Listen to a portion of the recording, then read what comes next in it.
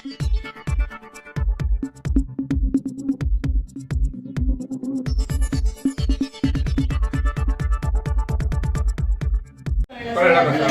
आमच्या संघटनेकडे गेले, संघटनेकडे मी अर्ज केले, संघटनेतून सगळं बायोडाटा तिथे घेतले, त्याच्यानंतर संघटनेचे अध्यक्ष त्यांच्याशी बोलल्यानंतर त्यांच्यानी 50,000 रुपये टेंडर हा म्हणून सांगतो भरलेला 50,000 आणि संघटनेकडे आताचं टेंडर घ्या ते रुपये दिलेले घेतलं टेंडर किती हजाराचं आहे? आता सध्या 3 महिन्याचं आहे ते 50,000. आता तुम्ही म्हणालात मॅडम 25,000 तेच म्हणाले. आता साहेब सर पण काय म्हणाले 2 महिन्याचा पगार नाही मिळाला, हे म्हणताय 4 महिन्याचा पगार नाही मिळाला, तुम्ही म्हणताय 3 महिन्याचा पगार नाही मिळाला. आता ते 4 महिन्याचा म्हणतायत ना, किती महिने सांगताय? आता सर म्हणतात 2 महिन्याचा.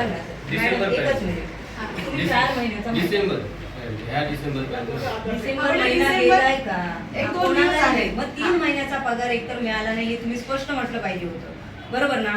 3 महिन्याचा पगार शासनाने सिंधुदुर्ग जिल्ह्यात कोणालाही दिलेला नाही.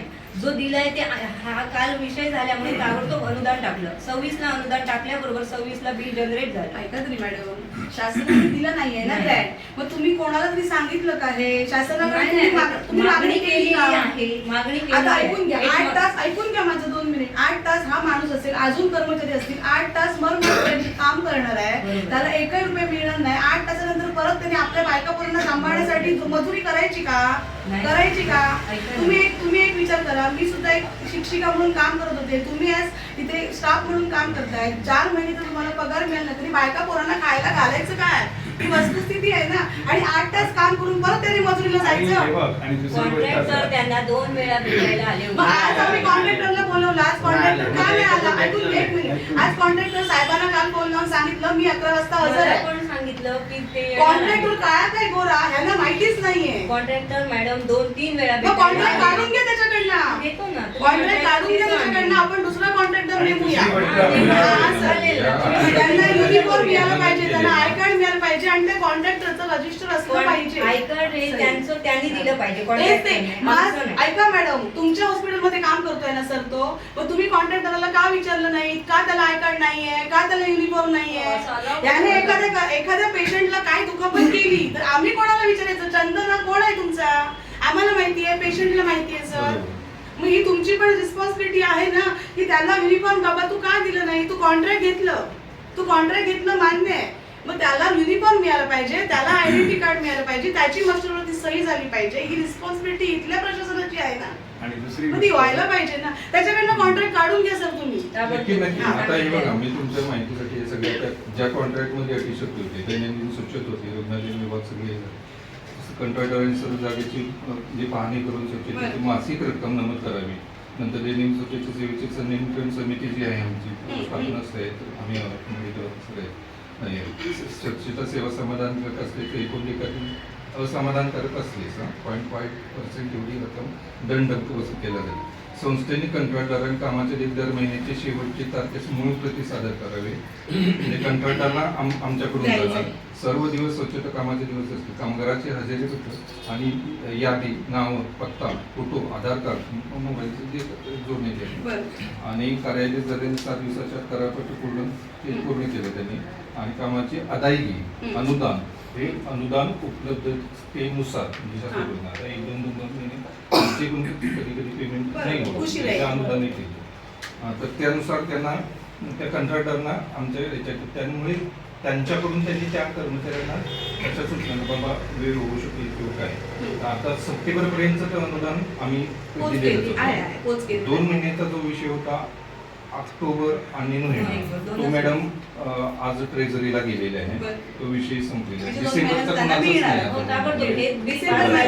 आपण आता ही जी ग्रँट येत नाही ना मॅडम,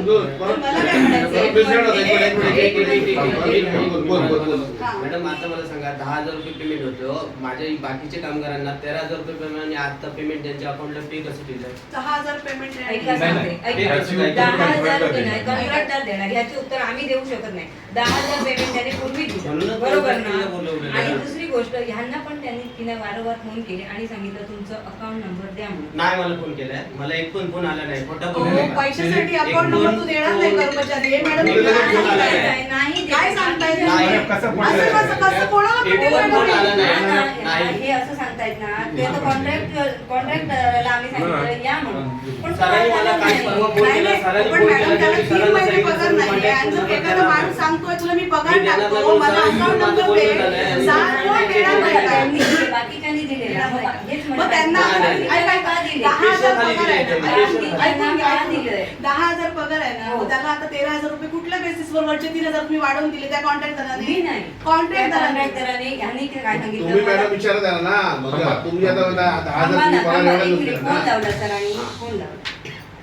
नाही नाही मला एक सांगा, हा किमान वेतन 16,000 मी देऊ शकत नाही. नाही. शासनाचा निर्णय काय म्हणतोय किमान वेतनाप्रमाणे तुला 16,000 द्यायचे आहेत. ते कधी 15-12 15-12-2025 पासून. आता तो काय म्हणतोय 15-12 होऊन गेलं ना हा, म्हणजे आता सर 4 दिवस झाले. केलं. ऐकून घ्या 4 दिवस 4 झाले. दिवस झाले. हो. मग 4 दिवसात बाबा आता तू त्यांना 10,000 पेमेंट देतोय, ह्याच्या पुढे 16,000 पेमेंट आहे, हे तुम्ही त्यांना कळवलं का की तरच तू कॉन्ट्रॅक्ट घे, पुढे कंटिन्यू कर. नाही. बरोबर की नाही? नाही तर तू कंटिन्यू करू नको, तुला 16,000 पेमेंट द्यायला जमत हे नाही पत्र- तर. नाही ना कॉन्ट्रॅक्टरच बदलून टाकेल. तुम्ही कॉन्ट्रॅक्टरच बदलतो. तुम्ही म्हणताय ना, आम्ही बदलतो. आणि तुम्ही जे म्हटलं की शासनाकडे ग्रँट मिळत नाहीये, मग त्याच्यासाठी आपल्याला काय करता येईल? या लोकांना मिळायला पाहिजे महिन्याच्या महिन्याला पेमेंट. प्रत्येक मागणी करत असतो. मंत्रालयाचं 1 मंथली बजेट मग एक आपल्या आमदार साहेबांना तुम्ही तुमच्या ह्याच्यानं पत्र तयार करून द्या की बाबा शासनाकडनं ह्या लोकांना मिळणारी जी काही अनुदान आहे